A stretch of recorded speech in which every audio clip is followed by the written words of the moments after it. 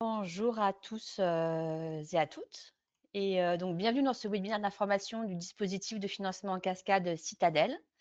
Donc, je suis Marielle Campanella. Je suis responsable projet européen au sein du pôle Actantis. Et donc, ce webinaire est co-organisé en fait par 3 pôles de compétitivité que sont Actantis, Safe et Systématique, partenaires au sein du projet Citadel. Donc, Actantis, qui est le pôle qui couvre les technologies Deep Tech dans le Grand Sud, région Provence-Alpes-Côte d'Azur et Occitanie. Ensuite, le pôle Safe, qui est dédié au secteur aéronautique, spatial, sécurité et défense en région Provence-Alpes-Côte d'Azur. Et le pôle systématique Paris-Région, qui couvre les technologies Deep Tech en région Île-de-France. Donc, en attendant que tout le monde se connecte, quelques petits éléments pratiques par rapport à l'organisation de ce webinaire. Donc, la session est enregistrée. Donc, les micros et les webcams de tous les participants sont automatiquement désactivés, sauf pour les intervenants. Pour les présentateurs, merci de bien vouloir couper vos micros lorsque vous ne prenez pas la parole. Si vous avez des questions, vous pouvez les poser à tout moment par écrit dans le menu dédié de GoToWebinar que vous pourrez voir sur votre droite dans le module questions. Nous y répondrons lors d'un temps d'échange qui est prévu à la fin du webinaire. Et ensuite, sachez que la présentation, donc les slides, ainsi que l'enregistrement vidéo seront mis à disposition et les slides vous seront envoyés par email à la fin de la session. Ensuite, à la toute fin du webinaire, il y aura un très court questionnaire qui vous sera proposé. Ça serait vraiment bien si vous pouviez y passer une petite minute pour prendre le temps d'y répondre, puisque vos retours sont importants pour nous, à la fois pour nous améliorer et aussi pour vous permettre de votre côté de manifester un éventuel intérêt pour candidater à l'appel à projet de Citadel, voire nous demander de vous recontacter. Voilà pour les éléments pratiques. L'agenda pour aujourd'hui. Donc, voici le programme de cette heure que l'on a prévu de parler ensemble. Donc, tout d'abord, l'introduction au projet de Citadel sera faite par Alain Dinis de Systématique, qui va permettre donc de vous poser les bases sur ce projet européen et sur le contexte global de l'appel à projet. Ensuite, je vous présenterai ce qu'on appelle l'Open Call 1, donc le premier appel à projet qui est lancé par Citadel. Donc, je vous expliquerai donc les enjeux, le mécanisme de l'appel à projet et comment candidater. On abordera également tout le sujet du processus d'évaluation et de sélection, donc du dépôt de la candidature jusqu'à la sélection finale. Et enfin, Adeline Glézal du pôle SAFE vous expliquera comment se préparer efficacement, comment guider, comment vous accompagner dans votre candidature avec un rappel des jalons principaux et des conseils pratiques pour monter un consortium. Et ensuite, nous terminerons par une session de questions-réponses en direct avec donc en coulisses ma collègue Bianca Blasi d'Actantis qui prend vos questions donc par écrit directement et qui ensuite pourra nous les partager. Donc voilà, pour cette première partie, je laisse donc maintenant la parole à Alain Dinis de Systématique. Merci Marielle, bonjour à tous. Donc oui, je suis Alain Dinis de Systématique, je suis chef de projet européen sur le pôle systématique et le pôle des Deep Tech. Donc le projet Citadel, c'est un projet qui est issu d'une initiative européenne qui est menée par les différents clusters et qui vise à soutenir et accélérer l'innovation menée par les PME européennes. Dans le secteur de la sécurité civile, l'idée c'est de mettre en relation l'offre d'innovation avec la demande réelle du marché. Donc les 3 objectifs principaux, c'est évidemment le networking et le matchmaking entre les écosystèmes, entre les PME et les grands groupes, notamment pour tout ce qui est trouver des cas d'usage. La partie appel à projet avec le financement en cascade funding, donc c'est l'objectif de la présentation de ce jour. Et le troisième objectif, c'est le suivi et l'accélération des projets innovants qui seront sélectionnés dans le cadre de cet appel à projet d'Open Call 1. Et donc, de manière générale, le projet vise à accélérer l'adoption des solutions de sécurité innovantes en Europe. Le projet a été lancé au 1er octobre 2025 et c'est sur une durée de 36 mois. Et ça fait partie du programme de financement Single Market Program des Euroclusters. Marielle, si tu peux changer la slide. Merci. Donc là, pour présenter plus en détail ce que sont les Euroclusters, donc c'est des initiatives conjointes qui ont pour objectif de relancer l'Europe. Donc il y a 16 consortiums qui sont centrés sur des clusters européens. Et donc l'objectif est de renforcer la chaîne de valeur, d'accélérer la décarbonisation de l'industrie et la transformation numérique, et d'améliorer, d'une manière générale, la compétitivité des entreprises européennes. Il y a 30 millions d'euros qui sont alloués sur un budget total de 42 millions pour les PME, via des appels à projets de financement en cascade, donc les open calls, dont on va vous parler.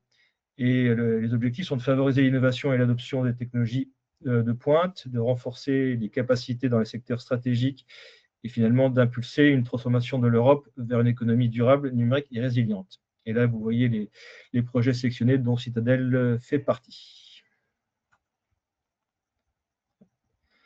Donc, quelles sont la vision, la mission et la stratégie du projet Citadel? Donc, au niveau de la mission, c'est vraiment de soutenir l'innovation et la mise en réseau et l'adoption de nouveaux processus et de technologies de pointe tout au long de la chaîne de valeur, comme j'ai précisé précédemment. La vision est vraiment de renforcer tout ce qui est lié à la résilience des infrastructures critiques européennes face aux différentes menaces émergentes, en tirant parti des synergies entre la transition numérique et la transition écologique. Et les objectifs, donc il y a 4 objectifs principaux pour la mise en œuvre des projets via ce financement en cascade. Donc c'est d'encourager les collaborations entre les entreprises du secteur numérique et celui de la sécurité, d'accélérer l'adoption des technologies numériques innovantes dans le secteur de la sécurité, de renforcer la résilience des infrastructures critiques européennes et finalement de faciliter l'accès des PME innovantes au marché des capitaux. Voilà pour la présentation générale de Citadel. Et concernant le consortium, donc là, vous avez vu les 3 clusters français qui font partie du consortium, mais on a également des partenaires d'autres pays européens, dont notamment la Lituanie, la Roumanie et la Finlande, qui couvrent les différentes technologies numériques liées à la sécurité et les écosystèmes d'innovation à travers l'Europe. Donc le consortium est vraiment fait pour avoir un ancrage fort régional. Chaque partenaire apporte une expertise complémentaire tout au long de la chaîne de valeur liée à la sécurité. Et l'idée, c'est d'avoir vraiment une portée très large au niveau européen. Voilà. Et donc là, je redonne la main à Marielle pour la présentation en détail de l'appel à projet 1. Oui, merci Alain. Rentrons maintenant un petit peu plus dans le vif du sujet en vous expliquant qu'est-ce que le mécanisme de financement en cascade et comment est-ce qu'il va être mis en œuvre dans le cadre du projet Citadel. Donc, pour ceux qui ne sont pas très familiers, on a décidé de revenir un petit peu sur ce mécanisme de financement en cascade qui est au cœur en fait de l'approche de Citadel pour justement accélérer l'innovation dans le domaine de la sécurité à travers l'Europe. Donc, le financement en cascade, ce qu'on appelle aussi FSTP, Financial Support to Third Party, en fait, est un mécanisme de financement de la Commission européenne qui est conçu pour distribuer des plus petits montants de fonds publics de manière beaucoup plus agile et beaucoup plus efficace que les grands modèles de financement traditionnels. Donc, ce dispositif a été mis en place car les financements directs étaient parfois perçus comme trop complexes, notamment pour les petites structures. C'est pourquoi la Commission européenne a souhaité mettre en place ce dispositif où la Commission européenne, en fait, délègue le financement à des projets intermédiaires qui sont sélectionnés eux-mêmes sur la base d'appels à projets. Donc, ces projets intermédiaires, ces grands projets intermédiaires comme Citadel en fait partie, reçoivent un budget dès le démarrage dont une partie est redistribuée via de nouveaux appels, d'où l'effet de cascade. Et ces nouveaux appels visent souvent des PME. Ces appels permettent notamment de financer parfois des actions d'innovation, mais également d'autres types d'actions, de la faisabilité, de l'accompagnement, etc. Les cibles peuvent être variées, ça peut être des startups, des PME, des mid-cap, voire parfois des grands groupes, des équipes de recherche, des organismes publics. Les cibles, en fait, sont vraiment dépendantes de l'appel qui les lance. Donc, il faut bien étudier à chaque fois les conditions qui sont spécifiques à chaque projet qui les initie. Et je vous expliquerai dans quelques instants les conditions spécifiques à Citadel. Les appels ouverts sont donc gérés directement par ces grands projets européens, comme Citadel en fait partie. Ça signifie donc que les processus administratifs sont en général plus légers et simplifiés, avec une prise de décision qui est généralement plus rapide. Et le financement de l'innovation est souvent délivré sous la forme de subventions en somme forfaitaire. Je dis souvent, puisque comme je l'ai déjà dit précédemment, ça dépend vraiment des conditions spécifiques de chaque appel. Le processus de reporting est également simplifié, ce qui signifie donc moins de bureaucratie, avec un focus davantage sur l'innovation. Les modalités peuvent varier en fonction des appels en cascade. Donc, les appels peuvent être soit en monopartenaire, soit en collaboratif. Les montants sont variables, mais on est en général sur des montants de moins de 100 000 euros, de quelques dizaines de milliers d'euros, sur des projets qui sont d'une durée relativement courte, en général de 3 à 12 mois. Et il est vraiment important de bien lire ce qu'on appelle les guidelines, donc les guides de candidature de chaque appel désigné. De façon générale, si ces appels à projets-là vous intéressent, sachez que sur le portail de la Commission européenne, vous pouvez faire une recherche en utilisant un filtre spécifique. Il y a également de nombreuses plateformes web qui partagent ce type d'appel à projet-là. Et puis, vous avez des réseaux de PCN, les réseaux des pôles également sont également en charge de diffuser ce type d'appel à projet. Alors, venons-en maintenant concrètement au fonctionnement du financement en cascade dans l'appel Citadel. Donc, vous avez ici, dans le slide, les 5 chiffres clés à retenir. Nous avons au total un petit peu moins de 2 millions d'euros à reverser à des PME, à reverser précisément à 33 projets portés par des PME à travers 2 appels, ce qu'on appelle des open calls, qui vont être ouverts respectivement en 2026 et en 2027. Chaque projet pourra recevoir un financement allant jusqu'à 60 000 euros et chaque projet devra être monté par un consortium de 2 entreprises. Nous allons donc financer des projets de démonstration ou des projets pilotes d'une durée de 9 mois. Et chaque projet recevra donc ces 60 000 euros sous la forme de sommes forfaitaires, de subventions. Et ce financement sera partagé entre les partenaires PME qui travaillent sur un même projet. Il sera demandé un cofinancement sous la forme de ressources privées d'au moins 20%. Je vais y revenir un petit peu plus tard, ce qui démontre en fait l'engagement réel des entreprises impliquées dans les projets. Les projets peuvent impliquer donc des partenaires de tous les États membres de l'Union européenne, plus des partenaires associés. J'y reviendrai tout à l'heure. Et les règles de collaboration sont claires. Nous allons rechercher donc des projets qui sont collaboratifs entre une entreprise technologique, donc PME du domaine du numérique, qui s'associe avec une autre entité qui représente la demande dans le domaine de la sécurité. L'objectif final sera donc de démontrer comment est-ce qu'une solution numérique, dans des conditions réelles ou quasi réelles, peut adresser un cas d'usage ou un défi concret dans le domaine de la sécurité. Et cette configuration-là sera importante d'avoir à la fois la partie demande et la partie offre en termes de technologie et de marché. Donc concrètement, à qui s'adresse l'appel à projet? Donc comme je vous l'ai dit, nous cherchons donc des consortiums qui sont composés exactement de 2 PME, de deux partenaires, pardon. D'un côté, une PME du numérique ou du domaine technologique, et de l'autre côté, un utilisateur final du domaine de la sécurité qui peut être une PME ou bien une organisation qui n'est pas une PME, publique ou privée. Les partenaires de ce petit consortium doivent être établis donc dans les États membres de l'Union européenne, ainsi que les pays associés au marché unique, dont vous voyez la liste ici, Islande, Norvège, Liechtenstein, Albanie, Bosnie-Herzégovine, Kosovo, Monténégro, Macédoine du Nord, Serbie, Turquie, Moldavie et Ukraine. Ce qui signifie que la Suisse et le Royaume-Uni, par exemple, ne sont pas éligibles.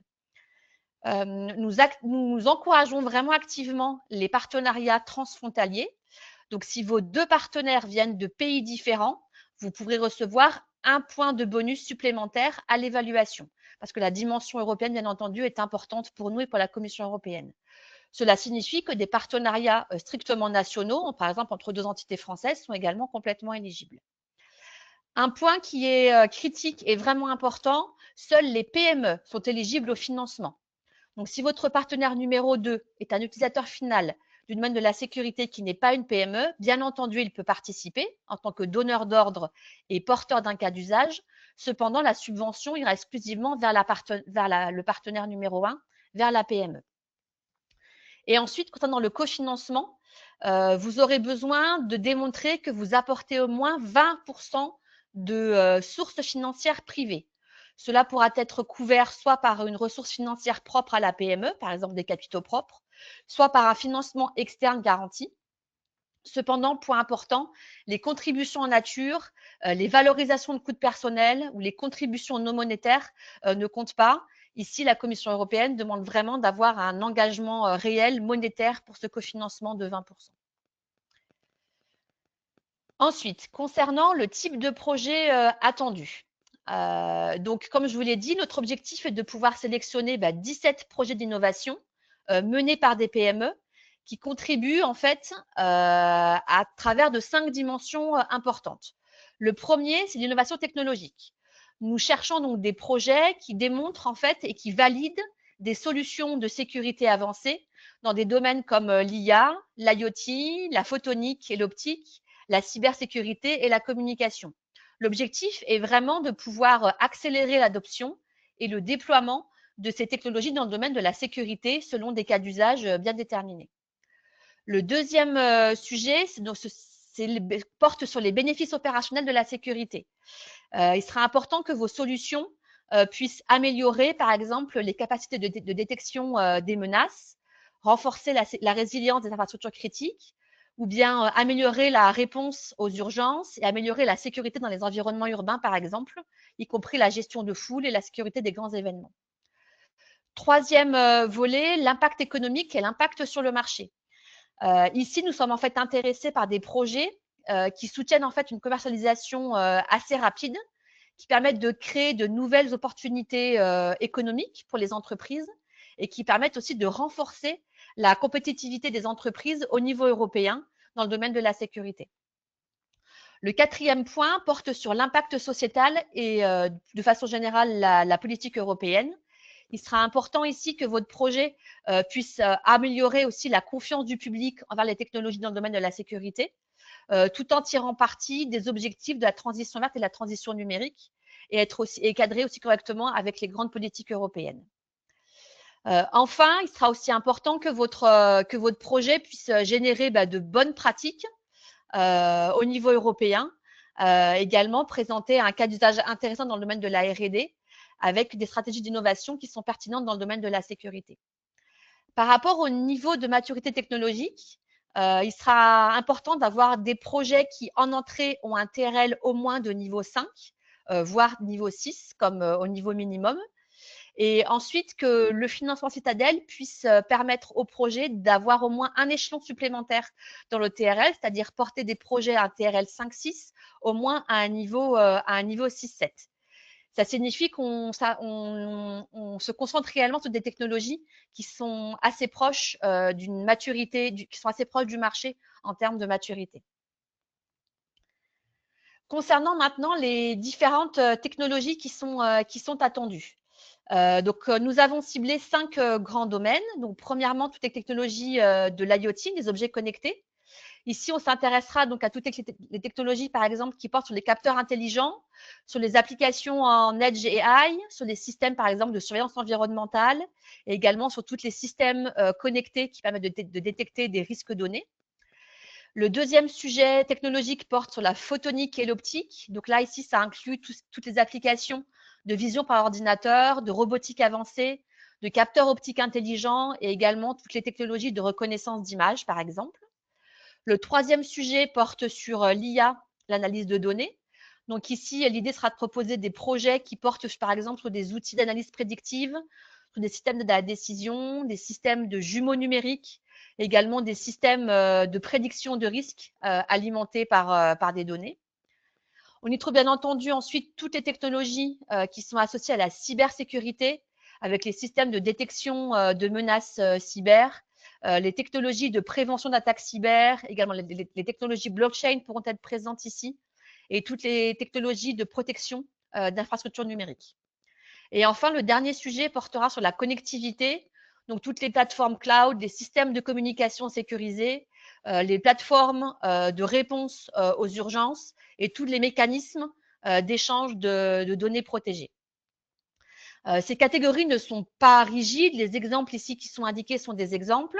Si votre innovation couvre plusieurs domaines, c'est tout à fait possible. Et dans le formulaire de candidature, vous aurez la possibilité de sélectionner plusieurs catégories et de justifier ce choix. Ce qui comptera vraiment, c'est que la technologie adresse en fait un défi de sécurité réel porté par le partenaire numéro 2, afin de pouvoir déployer ces technologies-là dans ce qu'on appelle une démonstration dans des conditions réelles ou quasi réelles. Et l'idée ensuite, c'est que votre projet puisse en fait répondre à différents challenges de la sécurité et se positionner sur différentes étapes de la chaîne de valeur. Donc, on a regroupé en fait ces domaines de la sécurité dans 3 grandes catégories que vous aurez à sélectionner. Donc, le premier va porter en fait sur les infrastructures critiques, c'est-à-dire toutes les entités et les infrastructures qui fournissent des services essentiels à la société, où en fait une perturbation causerait des graves conséquences, qu'elles soient sociétales ou économiques. Et en fait, ces infrastructures sont vraiment caractérisées par des connexions qui sont très étendues, de très fortes interdépendances, des exigences réglementaires particulièrement importantes et également une vulnérabilité croissante aux menaces, qu'elles soient physiques ou cyber. Donc ici, on pourra y trouver tous les systèmes énergétiques, les systèmes de gestion de l'eau, par exemple, eau potable ou eau usée, les réseaux de transport, les infrastructures de systèmes de santé, hôpitaux, par exemple. Les infrastructures numériques également se trouvent dans cette catégorie-là.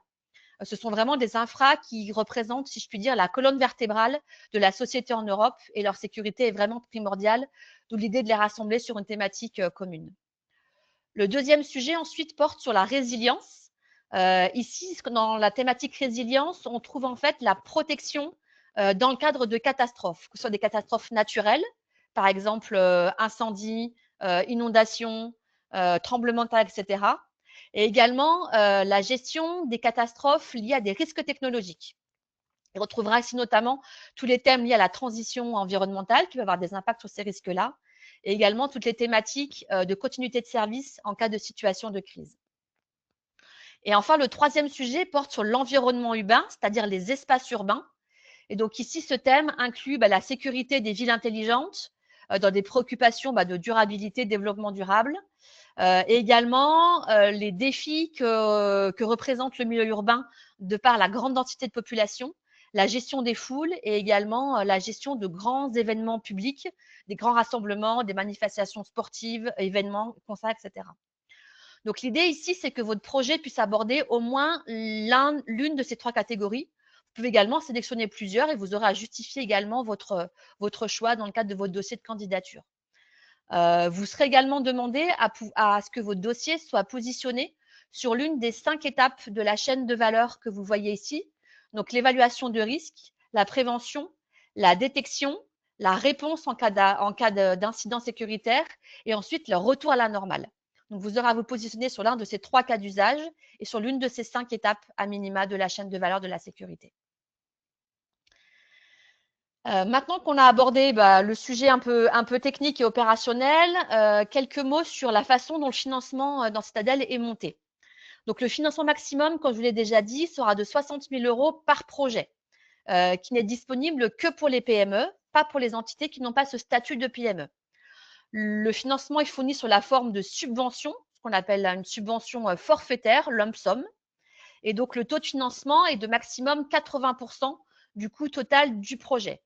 Ça signifie que votre budget global de votre projet devra être au moins de 75 000 € pour avoir une subvention de 60 000 € qui représente 80% de 75 000 €. Vous devrez soumettre un formulaire de budget dans l'étape de candidature pour les 2 partenaires afin de comprendre comment est-ce que ces 75 000 € sont alloués et quelles sont les catégories de dépenses. Le financement demandé devra être exactement de 60 000 €, ni plus ni moins, puisqu'on est sous la forme d'un financement forfaitaire. La durée maximum du projet que vous proposerez devra être de 9 mois, donc avec une date de démarrage qui sera prévue au plus tard pour le 1er octobre 2026, donc avec une date de fin au plus tard le 30 juin 2027. Et par rapport à l'échéancier de paiement, donc pour les projets sélectionnés, vous recevrez jusqu'à 20% du financement au début du projet, juste après la signature de l'accord de subvention. Et les 80% restants seront payés à la clôture du projet après que le consortium Citadel ait validé votre projet et la complétude de votre dossier et de votre projet par rapport aux indicateurs que vous aurez proposés vous-même dans le dossier de candidature. Donc, quelques points maintenant sur les conditions d'éligibilité. Donc, soyez vraiment attentifs sur ces points-là, puisque ce sont vraiment des conditions sine qua non qui vont être évaluées dès le lendemain de la clôture du projet. Et ne pas les respecter entraînerait automatiquement un rejet de votre proposition sans même avoir été évalué, ce qui serait quand même dommage. Donc, tout d'abord, les candidats doivent être des entités légales, des personnes morales, implantés, établis dans l'un des pays éligibles, donc ceux que j'ai mentionnés précédemment. Ensuite, vous devez être un consortium d'exactement 2 entités morales, 2 entités légales, qui doivent être indépendantes les unes des autres. Le partenaire 1 doit être une PME du domaine du numérique, domaine technologique, à but lucratif. Et le partenaire 2 doit être l'entité utilisatrice, c'est-à-dire qui représente un end-user dans le domaine de la sécurité. Ensuite, toutes les candidatures doivent être bien entendu soumises avant la date limite qui est fixée au 5 mai. Je vais y revenir tout à l'heure. Et les candidatures doivent être impérativement complètes et en anglais. Le webinaire d'information aujourd'hui est présenté en français puisqu'il est présenté par les pôles de compétitivité français, mais tout le dossier doit être en anglais et l'entièreté des échanges avec Citadel s'effectuera en anglais. Ensuite, il est important de noter qu'une seule candidature par entreprise et par candidat est autorisée. Si jamais nous identifions plus d'une seule proposition pour un même candidat, seule la dernière proposition soumise au moment de la date de relève sera prise en compte et les autres propositions seront tout simplement rejetées. Et ensuite, il sera important que les PME, donc qui sont demandeuses de finances, soient en bonne santé financière, c'est-à-dire ne pas être en liquidation ni en difficulté. Donc, ces conditions-là sont vraiment non négociables. Donc, vérifiez vraiment tous ces points-là à 2 fois avant de déposer votre dossier de façon définitive. Ensuite, donc, comment candidater? Donc, c'est relativement simple. Nous avons mis à disposition un certain nombre d'outils pour vous aider. Donc, tout d'abord, sur le lien que vous trouverez dans les slides ici, vous trouverez le guide du candidat qui fournit des explications détaillées sur l'appel à projet. Il y a un document FAQ qui est également disponible, qui répond aux principales questions et que l'on enrichit régulièrement jusqu'à la date de clôture début mai.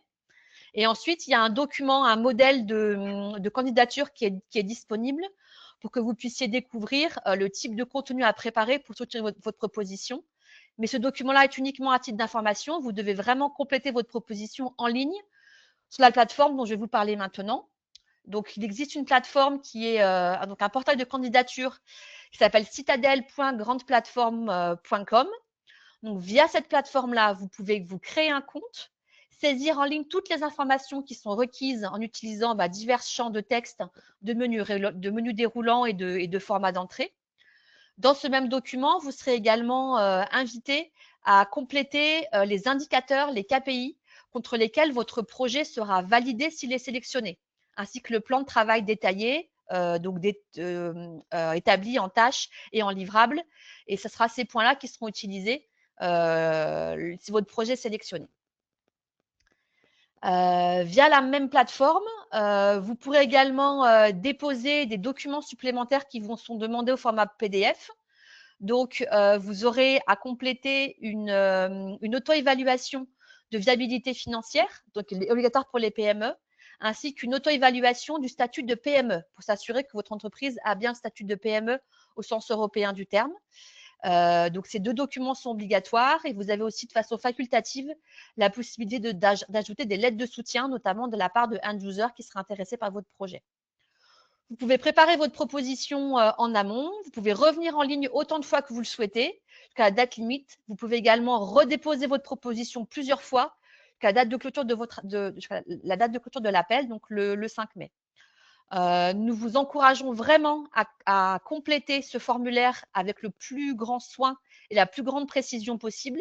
C'est vraiment un point important puisque les informations que vous indiquez dans ce formulaire sont ensuite contraignantes pour vous, car si votre projet est sélectionné, toutes ces informations-là formeront une partie intégrante de l'accord de subvention que vous aurez avec Citadel, et ça correspondra aux éléments avec lesquels on évaluera votre projet en fin de financement. Et donc, la date limite de candidature, comme je vous l'ai dit, elle est fixée au 5 mai 2026 à 17h heure de Paris. Donc, notez-la bien. C'est vraiment une date ferme ainsi qu'un horaire fixe. Donc voilà, sur cette première partie, nous avons donc couvert tous les mécanismes de candidature. Maintenant, je vais vous expliquer comment est-ce que les propositions vont être évaluées et comment est-ce que les projets vont être sélectionnés afin d'arriver à une sélection des 17 projets, des 17 meilleurs projets.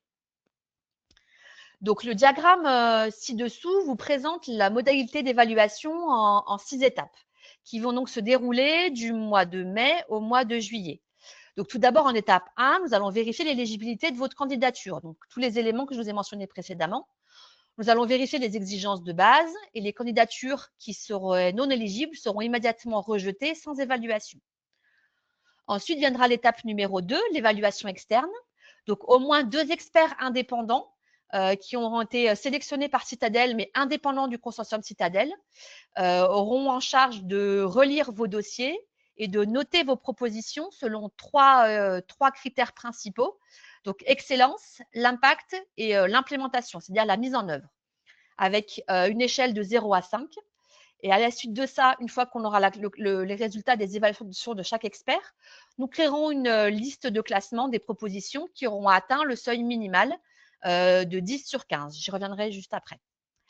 Ensuite, dans l'étape numéro 3, le comité de sélection Citadel examinera donc les propositions classées et invitera les 24 meilleurs projets pour ce qu'on appelle le Jury Day, c'est-à-dire une séance de pitch en ligne qui aura lieu à l'étape numéro 4, du 15 au 17 juin. Donc, les candidats présélectionnés pourront présenter leur projet en ligne au consortium Citadel et ils recevront une note supplémentaire à l'issue d'une session de questions-réponses sur 3 critères dont je vous parlerai un petit peu plus tard.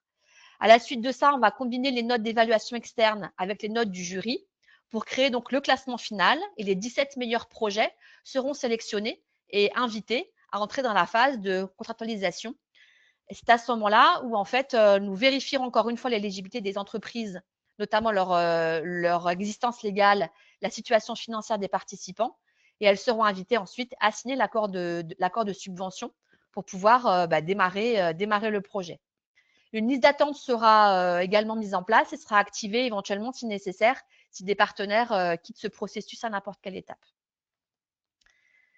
Donc, par rapport à la première étape, comme je vous l'ai dit, l'idée, c'est vraiment de vérifier que votre proposition est complète et lisible et en anglais, avec tous les champs bien complétés lorsque cela est demandé.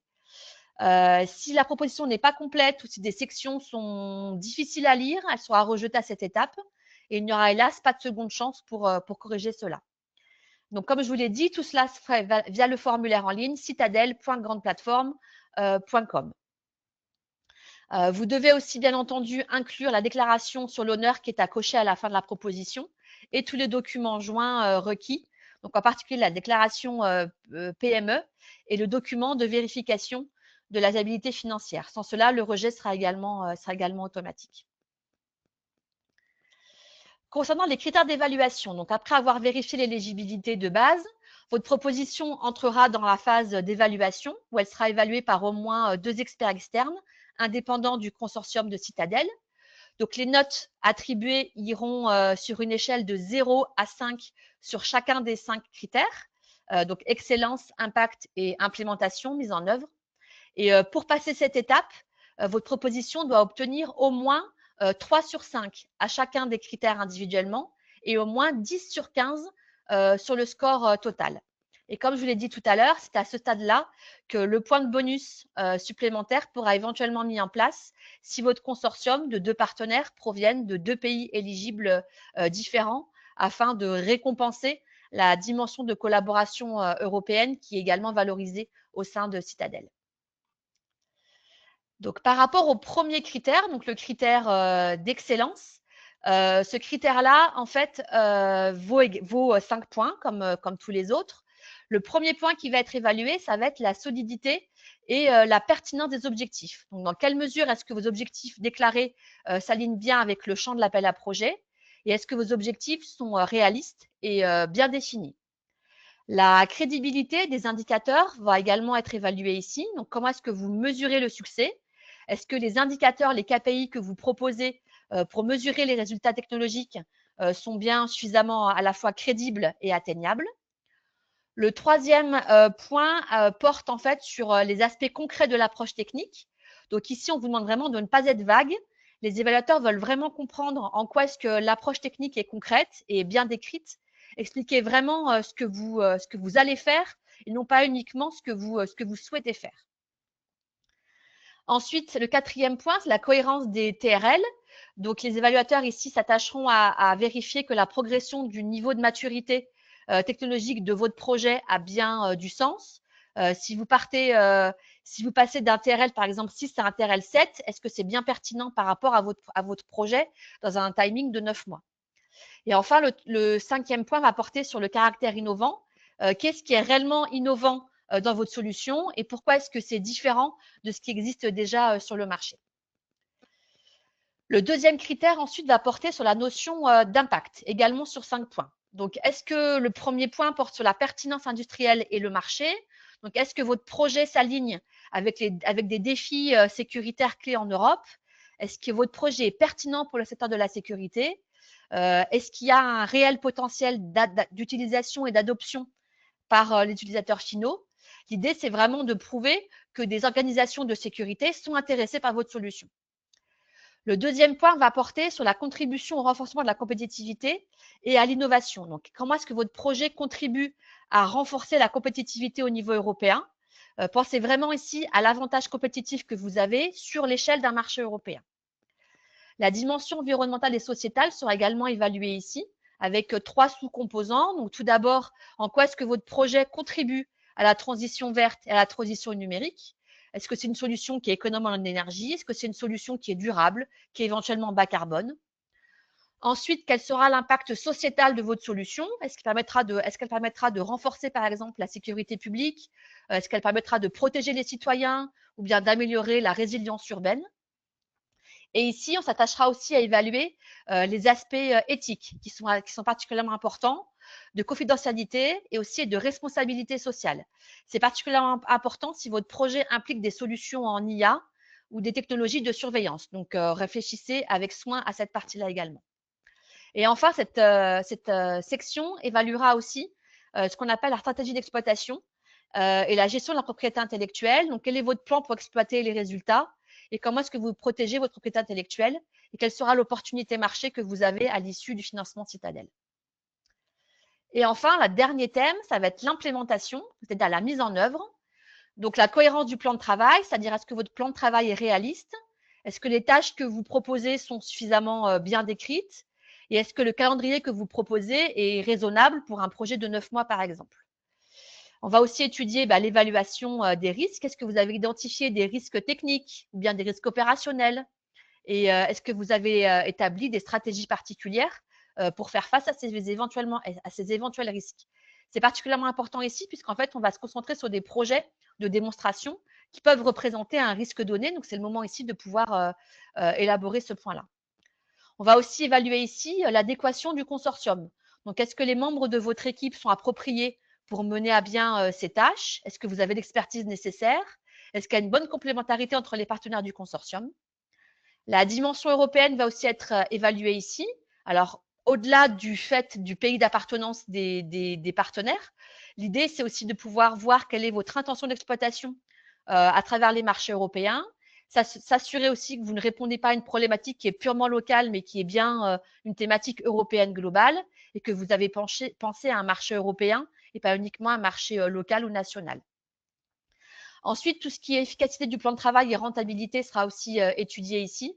Donc, est-ce que votre budget est approprié par rapport au travail proposé? Est-ce que les ressources proposées sont justifiées avec des objectifs de livrables? Et ensuite, comment est-ce que le cofinancement notamment sera géré?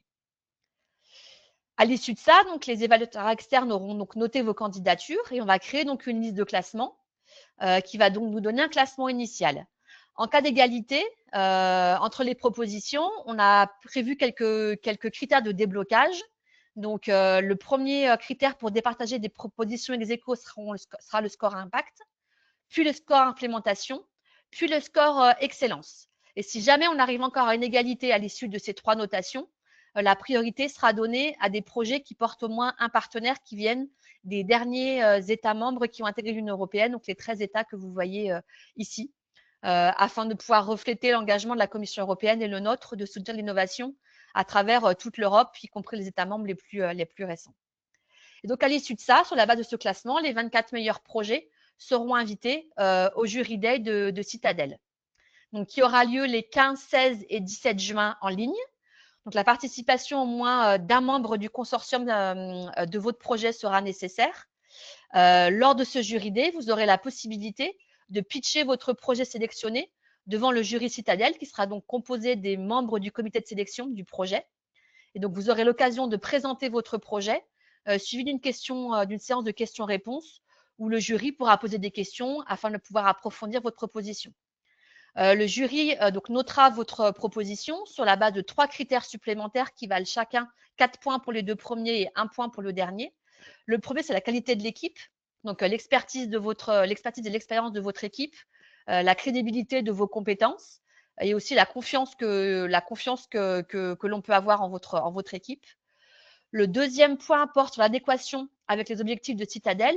Dans quelle mesure est-ce que votre projet s'aligne bien avec les objectifs globaux de Citadel?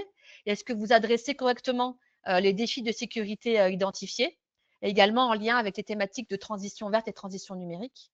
Et le troisième sujet, c'est ce qu'on appelle un critère un peu plus transversal, avec des considérations qui sont plus d'impact environnemental, et également de principe d'égalité des chances entre les hommes et les femmes, et puisque ce sont des aspects qui sont également importants pour la Commission européenne. Et donc, le score final que vous obtiendrez sera en fait le score combiné de la phase d'évaluation externe, plus le score qu'on obtiendra par le jury day. Et donc, les 17 meilleurs projets seront invités pour la préparation de la convention de subvention, plus une liste d'attente qui sera mise en place en cas de retrait d'un des projets sélectionnés. Et donc, pour terminer ma partie, voici donc le calendrier à garder en tête. Donc, l'appel à projet est ouvert depuis le 24 février. La date limite de candidature s'effectue donc au 5 mai à 17 h. Les évaluations seront faites entre le 5 mai et le 17 juin, jury day compris. Et donc, la décision finale des projets financés sera connue à partir du 18 juin. Et ensuite, sur les phases de fin juin, début juillet et le mois d'août, viendra la phase d'attribution, avec notamment un certain nombre de documents administratifs que nous allons vous demander afin de pouvoir préparer votre contrat de financement. Et donc, la mise en œuvre des projets s'effectuera à partir du mois d'octobre jusqu'au mois de juin 2027. Voilà. Je vais maintenant laisser la parole à Adeline Glézal du pôle SAFE pour la dernière partie de la présentation, concernant notamment nos conseils sur comment bien se préparer et comment candidater à cet appel à projet. Je te laisse la parole, Adeline. Merci Marielle. Bonjour à tous, donc je suis Adeline Glézal, je suis responsable du service Innovation Europe et services aux entreprises au sein du pôle SAFE, donc pôle de compétitivité partenaire de ce projet basé dans le sud-est et donc sur les filières aéronautique, spatiale, sécurité et défense. N'hésitez pas, un petit rappel, à poser vos questions au fil de l'eau, comme ça on y répondra à la fin de la présentation et on pourra compiler toutes les questions. Donc, quelques conseils pour se préparer. L'appel est sorti il y a maintenant 3 semaines. Il reste encore 1 mois et demi pour déposer votre projet, ce qui vous laisse quand même du temps. Mais on vous invite à vraiment préparer votre candidature pour avoir un dossier bien complet et bien avoir anticipé toutes les deadlines et tous les critères de cet appel à projet. Donc, pour rappel, le calendrier de candidature est jusqu'au 5 mai 2026, donc à 17 h. On vous invite à créer dès maintenant un compte sur la plateforme GoodGrants qui donc collecte les candidatures afin que vous puissiez vous familiariser avec les questions dès maintenant, même si vous n'avez pas forcément votre partenaire ou votre utilisateur final déjà identifié. Voilà, on vous invite vraiment à prendre connaissance des questions. Donc, vous avez la documentation qui est disponible sur la plateforme. Lisez bien le Guide for Applicants, la FAQ également. Il s'y trouve toutes les questions que vous pourriez avoir. Si jamais cette FAQ ne remplit pas, ne répond pas à toutes vos questions, bien entendu, on vous accompagne et vous pouvez nous les poser également au fil de l'eau. Vous pouvez également suivre l'actualité du projet via le compte LinkedIn qui a été créé et qui répertorie toutes les actualités du projet. Prochaine slide, Marielle, s'il te plaît. Voilà, donc si vous n'avez pas encore trouvé de partenaire, on a organisé une session de matchmaking le 7 avril prochain. Donc, ce sera une journée qui sera avec un webinaire le matin et une session de matchmaking l'après-midi. On vous recommande donc de créer un compte sur cette plateforme dont on vous donnera le lien parce que je vois qu'il n'est pas indiqué dans cette slide. Ça peut vous permettre de vous rendre visible et de créer des rendez-vous avec d'autres utilisateurs finaux ou d'autres partenaires qui peuvent vous aider sur votre projet. Donc, vous avez la possibilité de créer plein de rendez-vous et de rencontrer du monde à l'échelle européenne afin de trouver votre partenaire et de pouvoir présenter votre expertise ou votre idée de projet. Si jamais vous n'arrivez pas à trouver votre partenaire via cette plateforme, n'hésitez pas à contacter votre pôle de compétitivité. Si vous n'en avez pas, vous pouvez tout de même nous contacter. Si vous n'êtes pas membre de l'un de nos 3 pôles, on vous aidera quand même à faire votre candidature et à préparer votre dossier. Donc, l'accompagnement qui est prévu par nos 3 pôles, si tu peux changer de slide, Marie. Voilà, donc Actantis, Safe et Systématique, on est là pour répondre à toutes vos questions. Si vous avez des questions sur le cahier des charges, quelque chose qui ne serait pas clair, on peut vérifier aussi avec vous votre idée de projet, voir s'il correspond bien au scope de l'appel, aux critères d'éligibilité, aux objectifs qui sont recherchés via ce premier appel à projet de Citadel. On peut donc évidemment vous aider à rechercher des partenaires. Donc pour cela, nos 3 pôles ont en fait un réseau de clusters européens qui on travaille de façon étroite et qu'on peut solliciter pour vous permettre de rechercher un partenaire si vous cherchez un partenaire européen. Et enfin, on peut aussi vous aider dans la préparation de votre candidature, donc relire votre dossier et vous donner des recommandations et des conseils pour la rédaction de votre dossier. Quelques rappels des dates clés. Donc, l'appel à projet est ouvert jusqu'au 5 mai. Ensuite, il y aura donc l'évaluation des propositions avec le calendrier qui vous a été donné par Marielle, avec le jury D entre le 15 et le 17 juin. Les projets donc, signeront un accord de subvention en septembre-octobre pour commencer le projet et le suivi de 9 mois du projet jusqu'au 30 juin 2027 maximum. Si toutefois vous ne voulez pas candidater, vous n'êtes pas prêt à candidater pour ce premier appel à projet, sachez qu'il y a un second appel à projet qui sortira en début d'année 2027. On n'a pas encore les dates, on attend de passer d'abord cet appel à projet, mais vous aurez donc une seconde opportunité pour déposer votre dossier si toutefois vous n'êtes pas prêt pour le mois de mai 2026. Quelques conseils sur votre candidature. Voilà, donc quelques conseils un peu de bon sens.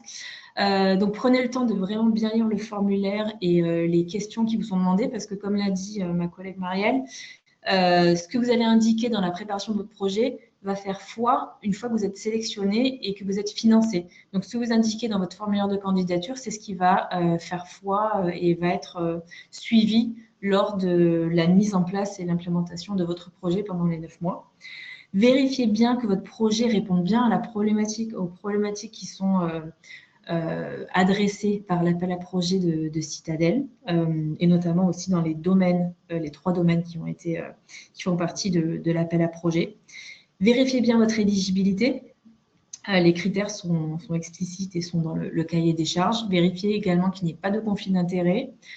Voilà, consultez le guide du candidat qui se trouve en anglais. Comme c'est un appel à projet européen, ce sera forcément en anglais, tous les documents de consultation pour assurer un process équitable pour tous les pays. Essayez d'être convaincant. Regardez donc bien les critères de sélection pour y répondre de façon précise. Un tips aussi, vérifiez bien les conditions financières, notamment sur le cofinancement. Donc, vous devez apporter la preuve que vous avez bien 20% de cofinancement à apporter sur votre projet. Marielle l'a indiqué également, les partenariats transnationaux sont encouragés, ce qui ne vous empêche pas de déposer un projet entre franco-français, mais les consortia internationaux auront un point de bonus. Vous devez également sélectionner au moins l'un des challenges parmi les 3 domaines. Et n'oubliez pas d'avoir bien en tête les dimensions liées à la Green Transition, qui font partie donc de cet appel à projet. Et voilà, je pense que c'est tout. J'espère que nous avons été clairs. Donc, n'hésitez pas si vous avez des questions auxquelles nous pourrions répondre.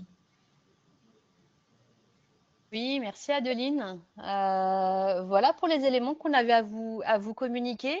Je crois qu'un certain nombre de questions qui ont été posées en ligne et auxquelles questions que Bianca, je crois, va pouvoir parcourir et nous poser sur les 10 dernières minutes afin de pouvoir répondre aux interrogations que vous avez pu avoir.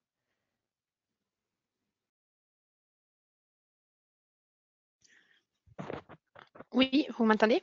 Oui, c'est bon. Ok. Oui, nous avons reçu plusieurs questions. Le temps de les charger, pardon.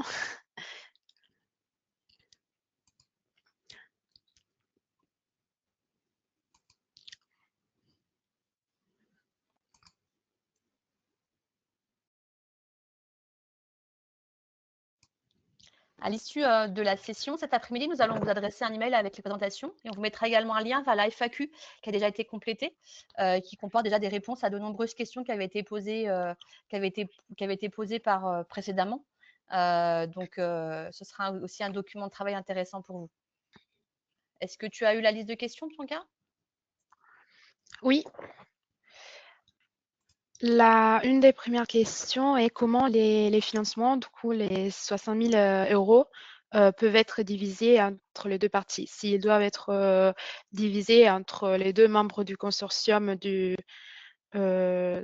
façon équilibrée, donc 30 et 30, ou s'il y a la possibilité de décider comment les partager. Alors, il y a deux cas, il y a deux configurations. Si, par exemple, c'est une PME qui travaille avec une autre entreprise qui n'est pas une PME, dans ce cas-là, l'intégralité des 60 000 euros va vers la PME. Donc, il n'y a pas de partage de la subvention. Dans le cas où les deux entreprises sont toutes les deux des PME, voilà, ce sont deux entreprises de décider la répartition qu'elles souhaitent avoir de ces 60 000 euros, sachant que le montant minimal attribué à une entreprise sera de 10 000 euros. On n'accepte pas des subventionnements à moins de 10 000 euros par rapport à la charge administrative que là, ça représente de traiter une subvention assez petite. Donc, toute répartition possible entre 10 000, 50 000 jusqu'à 60 000, 0. Ce sera aux deux PME de décider à ce moment-là. Et juste pour ajouter un élément, il faut que ce soit bien cohérent aussi avec le plan de travail et la répartition des activités, évidemment.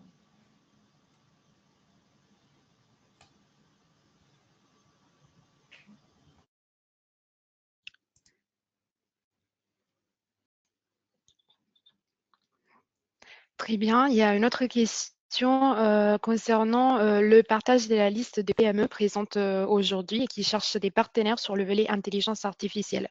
Est-ce que ce partage va être fait? Alors, on ne va pas partager la liste des participants aujourd'hui pour des questions de RGPD. Cependant, peut-être qu'Alain, tu peux nous en dire un peu plus sur ce qui va être mis en place pour la recherche de partenaires?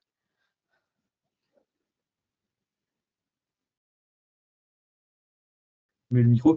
Oui, l'idée, c'est effectivement de pouvoir effectivement solliciter les différents pôles pour voir si au sein de notre propre écosystème, nous pouvons effectivement vous trouver d'autres partenaires potentiels, notamment si vous êtes dans la recherche de cas d'usage. N'hésitez pas à nous solliciter au sein des trois différents pôles pour qu'on puisse identifier les partenaires potentiels. Et il y a aussi une autre question sur comment pouvoir s'inscrire à la session du matchmaking. Dans l'email qu'on va faire cet après-midi, on vous remettra le lien d'inscription. Le 7 avril. Et là, effectivement, Ok. vous pourrez également trouver d'autres partenaires européens. L'avantage du matchmaking, c'est que ce sera pour une présentation, un webinaire européen, donc vous aurez aussi la capacité de trouver des partenaires à ce moment-là.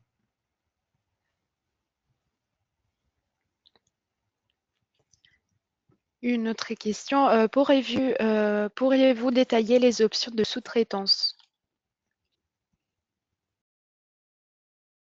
La sous-traitance est autorisée dans votre projet. Cependant, on demande à ce qu'elle soit limitée à 30% du budget. Donc, il y a un plafond à hauteur de 30%.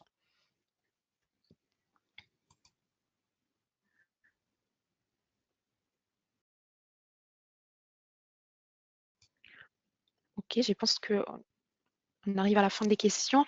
Qu'entendez-vous pour utilisateur final en sécurité? Peut-il s'agir d'un industriel gestionnaire de grandes infrastructures qui a des problématiques en termes de sécurité sur ses infrastructures, mais sans être une société exclusivement dédiée à la sécurité? Oui, complètement. C'est tout à fait ce type d'utilisateur final qui est attendu. Par exemple, typiquement une entité qui s'occupe de gérer une infrastructure critique donnée avec une problématique, un cas d'usage sécurité, peut tout à fait composer le partenaire numéro 2.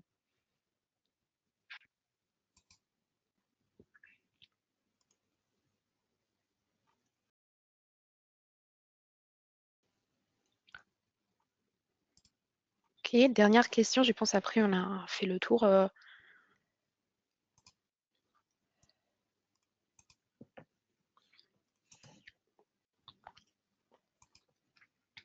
Désolée, c'est un peu long à charger.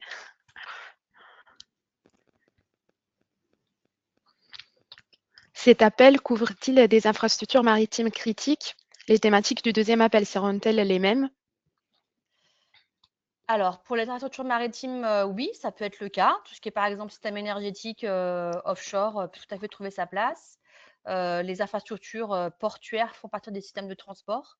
Ils peuvent être considérés comme une infra critique. Je pense qu'il n'y a pas du tout d'objection par rapport à ça. Et pour le deuxième appel, Adeline, je pense qu'on peut dire que pour l'instant, on va tirer les leçons du premier appel. Oui, a priori, les thématiques resteront les mêmes, mais voilà, on attend aussi les conclusions du premier appel.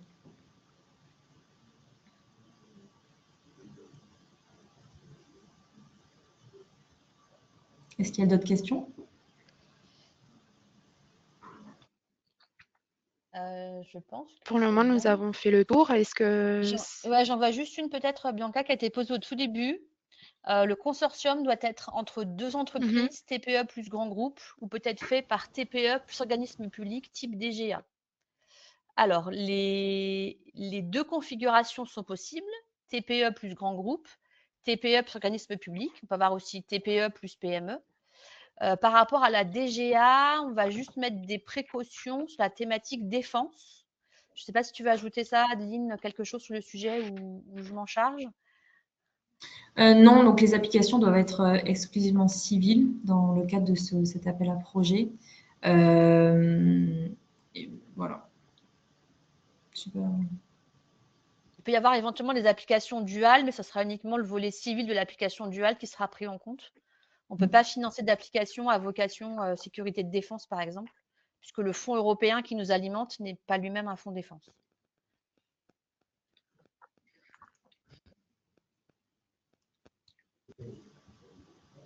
Il y a une autre question sur les candidatures. Combien de candidats sont attendus?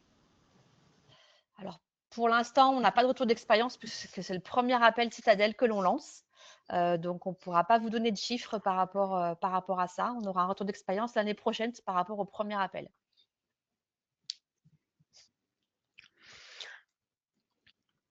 Et une autre question, les projets d'équipement de sécurité physique sont-ils éligibles? Il est indispensable qu'il y ait une composante numérique dans votre projet proposé, donc qu'il y ait au moins les technologies IA, objets connectés, optique photonique, cybersécurité, connectivité, qui soient présents. Donc, il peut y avoir des thématiques de sécurité physique si cette dimension numérique est présente. Voilà. Mais du physique pur, voilà, par exemple, défense physique, barrière, etc. Là, c'est pas éligible si c'est du physique pur. Par contre, tout ce qui intègre une dimension numérique pourra l'être.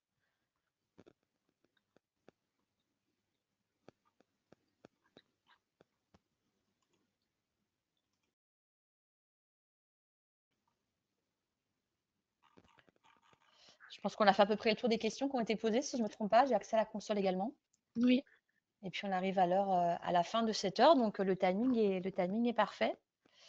Ben, écoutez, nous vous remercions pour votre attention. Nous espérons tous les trois que cette séance vous a permis de répondre aux interrogations que vous avez pu avoir par rapport à Citadel. N'hésitez vraiment pas à revenir vers nous si vous avez besoin d'éclairage sur les thématiques posées. Ne candidatez pas à la dernière minute, c'est vraiment ce vers quoi on peut vous encourager. Le plus vous anticipez ça, voilà, le mieux vous aurez un dossier de qualité. On est vraiment à votre disposition pour vous accompagner également sur tous ces sujets-là. Il reste un peu plus d'un mois et demi devant vous, donc je pense que le temps est encore suffisamment long là pour préparer de bons dossiers de candidature. Voilà. Ben, merci pour votre attention et puis on va vous envoyer cet après-midi tous les éléments par email. On vous dit à très bientôt et une bonne fin de journée. À bientôt. Au revoir.